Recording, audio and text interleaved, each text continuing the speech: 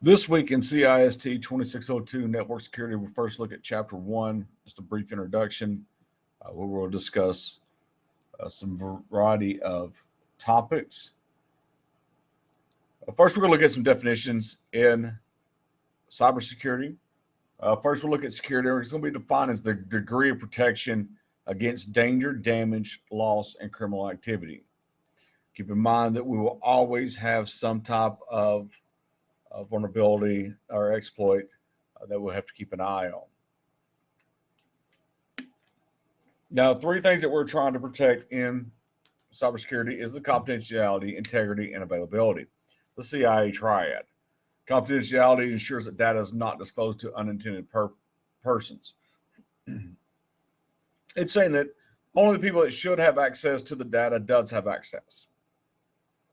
The integrity ensures that the data has not been modified or tampered with. The availability says that the system is up so that the data is available when needed. And finally, we'll look at the validation of a message origin is covered as well. So concepts we need to look at when we talk about cybersecurity as an asset. That is something that has value to an individual or an organization. A threat is anything that has potential to cause a loss of an asset. The threat agent is the person or entity that attempts or carries out a threat. Vulnerability is the opening or weakness in the system. And an exploit is the act, procedure, or piece of software that takes advantage of the vulnerability to carry out an attack. We'll also be talking about layered security. This is defense in depth.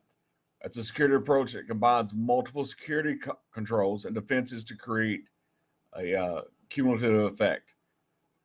We'll also look at layered security models. That's a security approach that defines 7 layers of security.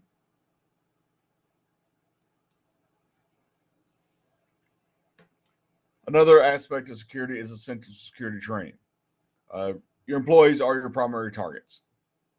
So you need to make sure that your employees are trained how to recognize security threats, how to follow security policies.